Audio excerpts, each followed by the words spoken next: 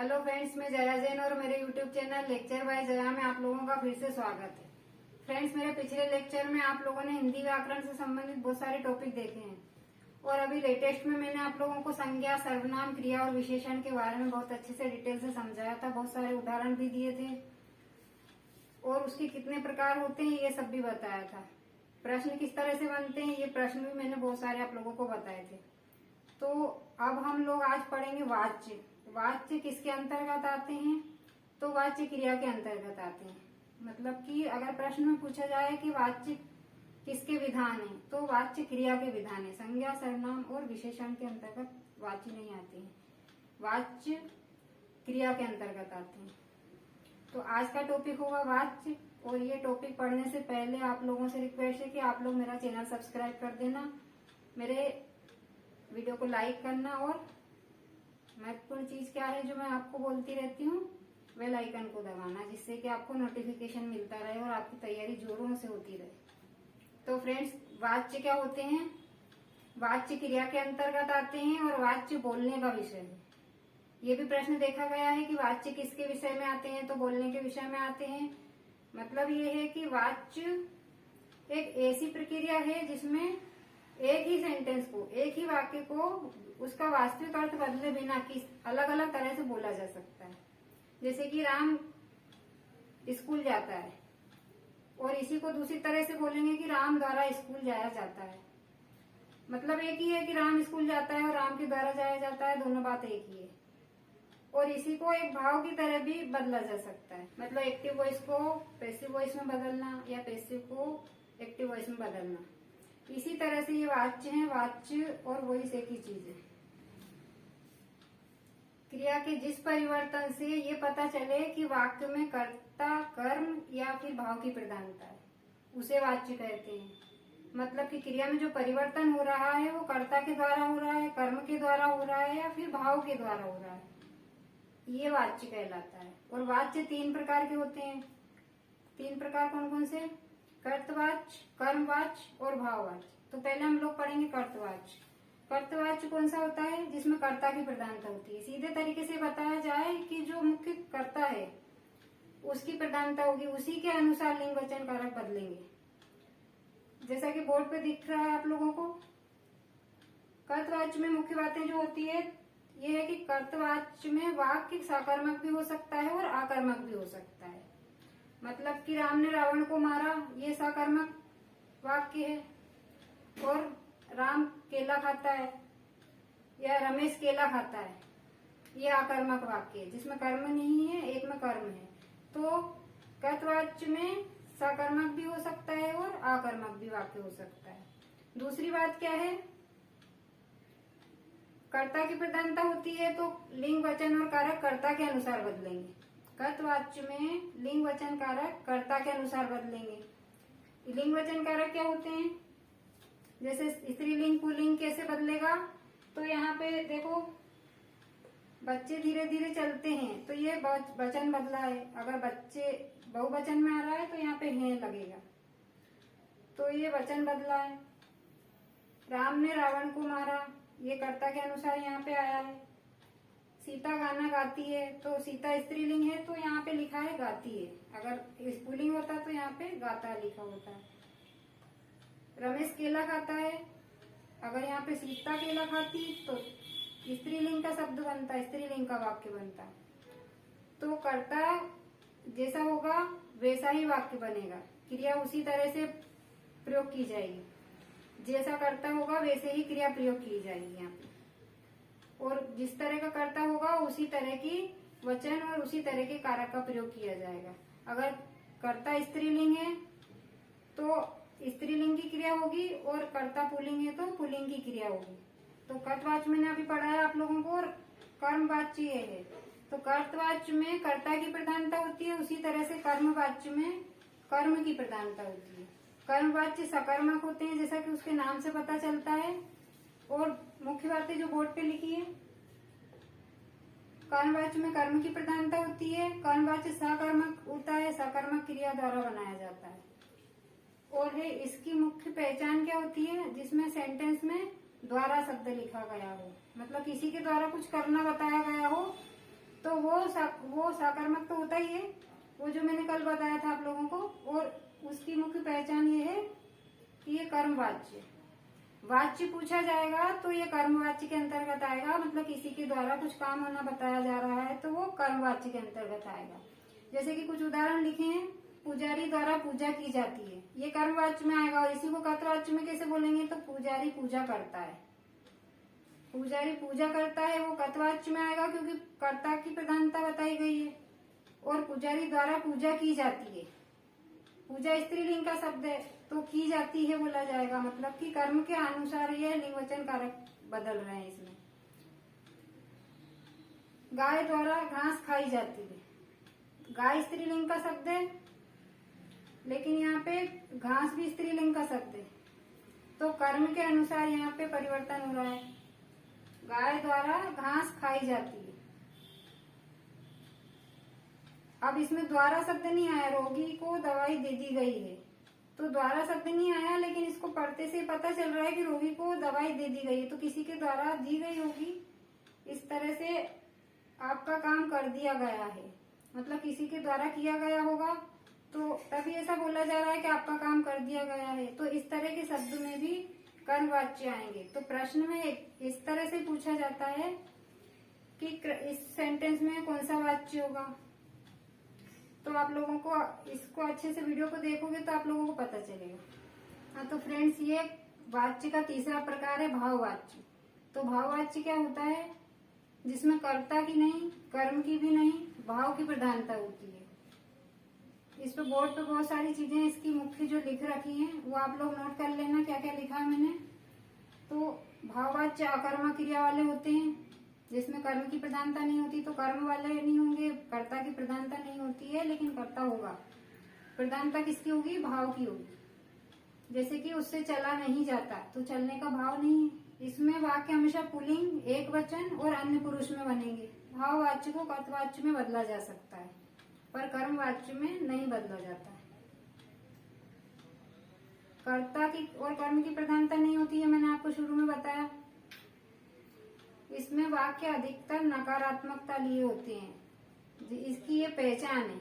अगर जिस वाक्य में इस तरह का बात, जैसे कि नहीं खाया नहीं जाता, बोला नहीं जाता, सोया नहीं जाता, इस तरह से नेगेटिव वाले जो वाक्य होंगे वो भाववाच्य के अंतर्गत आएंगे। लेकिन ऐसा जरूरी नहीं है कि हमेशा ही नकारात्मक वाक्य हों, कभी कभी पॉजिटिव भी होंगे, लेकिन उसमें भाव का पता चलेगा अलग। जैसे कि गाय घास खाती है, तो ये कर्तवाच्य का वाक्य है, लेकिन अगर इसको भाववाच्य में बदलेंगे तो किस तरह से बदलेंगे, तो बोलेंगे कि गाय से खाया नहीं जाता, तो इसमें नहीं आ गया है, तो इसकी पहचान आसानी से कर लोगे। ज्यादातर तो नहीं आता ही आता है इस वाक्य में, पर कभी कभी नहीं आता है। उसके उदाहरण मैं आप लोगों को बता दूं कि जैसे कि चलो अब मूड फ्रेश किया जाए, तो मूड फ्रेश करने का भाव है, चलो अब चला जाए, चलो अब सोया जाए, मतलब कि जाए शब्द बाद में आ ही रहा है इसमें।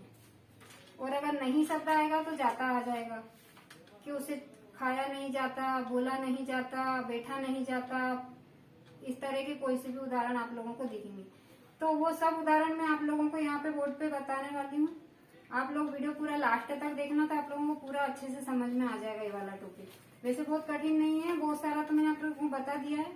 हाँ, तो फ्रेंड्स हमने कर्मवाच्य, कर्तवाच्य और भाववाच्य तीनों को परिभाषा उदाहरण सहित देखा, और उन तीनों के कुछ उदाहरण इस तरह से मैंने लिखे हैं कि एक दूसरे को बदलने का भी आए तो आप बदल सके। इन्हीं के आधार पर आप दूसरे उदाहरण भी खुद बना के और उनको एक दूसरे से बदलने की कोशिश करोगे, तो आप लोगों को ये पूरा चैप्टर अच्छे से समझ में आ जाएगा। तो वो बोर्ड पे देखेंगे हम लोग। ये कर्तवाच्य के उदाहरण है, ये कर्मवाच्य के, और ये भाववाच्य के उदाहरण है। एक ही उदाहरण को तीन तरह से बताया गया है। मैंने शुरू में आप लोगों को बताया था कि वाच्य क्या होते हैं, क्रिया का वह परिवर्तन जिससे पता चले कि वाक्य में किसकी प्रधानता है। दूसरी बात मैंने ये भी बताई थी कि वाच्य बोलने का विषय है, जिसको एक ही वाक्य को कई तरह से बोला जा सकता है, और उसमें किसी भी तरह का कोई परिवर्तन नहीं होना चाहिए। मतलब की शर्त ये भी है कि वाक्य में मूल रूप में कोई परिवर्तन ना हो और उसे अलग अलग तरीके से बोला जाए, तो वो वाच्य कहलाता है। तो उनको अलग अलग तरीके से कैसे बोला जा सकता है, ये मैंने बोर्ड पे लिखा है। जैसे कि दादी पाठ करती है, तो ये कर्तवाची है क्योंकि दादी द्वारा पाठ किया जाता है। मतलब कि दादी पाठ करती है तो इसमें कर्ता की प्रधानता है। प्रधानता मतलब इसके हिसाब से लिंग वचन बदल रहे हैं। अब इसी को हम कर्मवाची में कैसे बदलेंगे, तो दादी के द्वारा पाठ किया जाता है, ये कर्मवाची का उदाहरण है। यहाँ पे पाठ कर्म है और इसी के अनुसार यहाँ पे लिंग वचन कारक बदलेंगे। इसी को हम भाववाच्य में किस तरह से बदलेंगे, तो दादी से पाठ किया नहीं जाता। मैंने आप लोगों को भाववाच्य में एक मुख्य रूप से चीज बताई थी कि उसमें नकारात्मक वाक्य बनते हैं, ज्यादातर तो नकारात्मक वाक्य ही बनते हैं। कर्तवाच्य को भाववाच्य में कैसे बदलेंगे, दादी से पाठ नहीं किया जाता। अगला उदाहरण है कि रमा खाना खाएगी, ये कर्तवाच्य है और उसको कर्मवाच्य में कैसे बदलेंगे, रमा द्वारा खाना खाया जाएगा। यहाँ पे खाएगी लिखा है और यहाँ पे जाएगा लिखा है, यानी कि काल भी उसी के आधार पे होगा, जो काल इसमें दिया है बदलने पे वही काल रहेगा। खा चुकी है ऐसा नहीं होगा। इसको भाववाच्य में बदलेंगे तो रमा से खाना खाया नहीं जाता। अगला उदाहरण है गधे ने बोझा ढोया, कर्तवाच्य को कर्मवाच्य में बदलेंगे तो गधे द्वारा बोझा ढोया गया। और इसको भाववाच्य में बदलेंगे तो गधे से बोझा ढोया नहीं गया।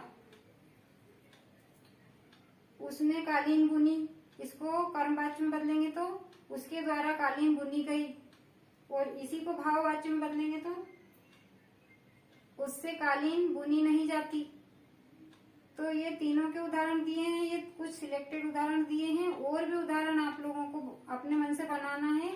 आपको बनाना कर्तवाच्य का उदाहरण लेना है और फिर उसको चेंज करना है, उसको भाववाच्य में करना है और कर्मवाच्य में करना है। और मैंने भाववाच्य का आपको बताया था कि भाववाच्य को कर्तवाच्य में बदला जा सकता है, तो वो भी आपको करके देखना है।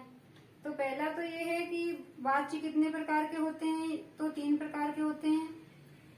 दूसरा प्रश्न अगर आ सकता है तो कर्तवाच्य में कौन सी क्रिया आती है, तो ये मैंने आपको शुरू में बताया था कि कर्तवाच्य में सकर्मक और आकर्मक दोनों क्रियाएं आती है। कर्मवाच्य में सकर्मक क्रिया आती है और भाववाच्य में आकर्मक क्रिया आती है। सकर्मक और आकर्मक क्रिया क्या होती है, ये मैंने आप लोगों को पिछले वीडियो में बताया था, तो आप वहां से देख लेना, क्योंकि बहुत सारा यहाँ पे समझाया जाए इतना समय नहीं होता है और बार बार एक ही बात को समझाया नहीं जाता। तो मैंने कल जो समझाया था सकर्मक आकर्मक, वो आप लोग उसमें से, उस वीडियो में से ये सब क्रिया के रूप और प्रकार सब उसमें से देखना, तो आप लोगों को ये सब अच्छा से समझ में आएगा। जब आप क्रिया पूरी समझोगे तो आपको वाक्य बहुत अच्छे से समझ में आ जाएंगे। एक और प्रश्न इस तरह से बनता है कि जिस वाक्य में क्रिया का संबंध कर्ता से ना हो, कर्म से भी ना हो, किसी अन्य से हो, तो वो कौन सा वाच्य कहलाएगा, तो वो भाववाच्य कहलाएगा। जिसमें कर्ता की और कर्म की प्रधानता नहीं होती है, भाव की प्रधानता होती है। लेकिन भाव नहीं बोल के इसमें पूछा अन्य किससे होगा, तो भाव से होगा, ये आपको बता देना है। माला चित्र बनाती है, इसमें कौन सा वाच्य होगा, तो ये एक सिंपल वाक्य है, माला चित्र बनाती है, कर्तवाच्य माला बनाती है, यानी कि कर्ता की प्रधानता है। और अगर इसको बदलना हो कर्मवाच्य में तो किस प्रकार बदलेंगे, माला द्वारा चित्र बनाया जाता है। एक प्रश्न ये भी बनता है कि भाववाच्य में क्रिया किस तरह की होती है। भाववाच्य में क्रिया हमेशा पुल्लिंग, एक वचन और अन्य पुरुष में होती है। भाववाच्य में कौन सी क्रिया का प्रयोग होता है हमेशा, तो आकर्मक क्रिया का प्रयोग होता है। अब यहाँ से चला जाए, ये कौन से वाच्य में आएगा, तो मैंने उदाहरण में आप लोगों को बताया था कि ये भाववाच्य में आएगा। मतलब कि यहाँ से चला जाए तो जाने का भाव आ रहा है। या फिर एक और बताया था कि मूड फ्रेश किया जाए, तो आप किस तरह से मूड फ्रेश करते हो, मतलब आपको जब मूड फ्रेश करने का भाव आता है तब आप क्या करते हो, मूवी देखते हो, मोबाइल चलाते हो या जो भी करते हो, तो मूड फ्रेश करने का भाव आता है तब ऐसा करते हो। तो आप लोगों को ये समझ में आना चाहिए कि भाववाच्य में किसी भी तरह का भाव आता है, या तो उसमें नकारात्मक वाक्य होगा या नकारात्मक वाक्य नहीं होगा, तो उस वाक्य को 2-3 बार आप पढ़ोगे तो ये पता चलेगा कि इसमें ये भाव की प्रधानता बताई जा रही है। कि चलो अब खाना खाया जाए, तो खाना खाना है मतलब खाने के भाव आ रहे हैं, खाया जाए बोल रहे हैं ना, तो खा नहीं लिया है, खाने चले नहीं गए हैं, लेकिन सिर्फ अपना भाव व्यक्त किया है कि चलो अब खाना खाया जाए। तो कोई सी भी क्रिया होगी उसमें भाव की प्रधानता होगी, भाववाच्य में। अगर इस तरह का कोई उदाहरण दे दिया जाए, मैंने आप लोगों को बोल दिया कि इसमें नकारात्मक वाक्य आते हैं, लेकिन नकारात्मक वाक्य नहीं आया और वो भाववाच्य था, तो आप लोगों को उसको 2-3 बार अच्छे से पढ़ना है और फिर उसको समझना है कि ये भाववाच्य है। अब ऐसा नहीं है कि आप लोग नकारात्मक नहीं है और मैंने बोल दिया कि कभी कभी ऐसा भी होता है कि नकारात्मक वाक्य ना हो तो भी भाववाच्य होता है। तो उसको सेंटेंस को पढ़ने के बाद आप लोगों को पता चलेगा कि भाव की प्रधानता आ रही है, कर्म की आ रही है या कर्ता की आ रही है। तो सिंपल सी बात ये है कि वाच्य बोलने का विषय है, इसे आप 1-2 बार बोल के देखिए तो आप लोगों को ये वाक्य किस रूप का है पता चल जाएगा। दूसरी बात ये है कि वाक्य यानी कि वाच्य, वाच्य किसका विषय है? बोलने का तो है, लेकिन क्रिया के अंतर्गत आता है, इसको क्रिया का विधान कहा जाता है। तो वाच्य में सबसे पहले क्या देखा जाएगा? क्रिया। क्रिया क्या परिवर्तन हो रहा है, किस रूप से हो रहा है, क्रिया का परिवर्तन किसके अनुसार हो रहा है, कर्ता के, कर्म के या भाव के अनुसार हो रहा है। तो वो देख के आप लोगों को ये पता करना है कि ये वाक्य कौन सा वाच्य का वाक्य है। आप उस वाक्य को 3 बार पढ़ेंगे तो मैं आप लोगों को 100% कह सकती हूँ कि आप बता पाओगे कि वो कौन सा वाच्य है। मेरा वीडियो पूरा देखा होगा तो आप लोगों को कहीं गलती नहीं करोगे। वाच्य ही बताया मैंने और कुछ इसमें लिया नहीं आज के लेक्चर में। आप लोगों को अच्छे से समझ में आ जाए इसीलिए एक ही टॉपिक पे चर्चा की जाती है और एक ही टॉपिक का लेक्चर बनाती हूँ, उसको आप अच्छे से दिमाग में बिठा लो और फिर अगला टॉपिक का इंतजार करो। मैं आपको अगला वीडियो जल्दी कल या परसों में देने वाली हूँ। तो फ्रेंड्स, मेरा वीडियो आप लोगों को अच्छा लगे तो लाइक करना, नहीं लगे डिसलाइक कर देना, पर कर देना। और दूसरी बात, चैनल को सब्सक्राइब कर देना, बेल आइकन को प्रेस कर देना जिससे नोटिफिकेशन मिलता रहे और आप लोगों की तैयारी अच्छे से होती रहे। तो अंत में धन्यवाद।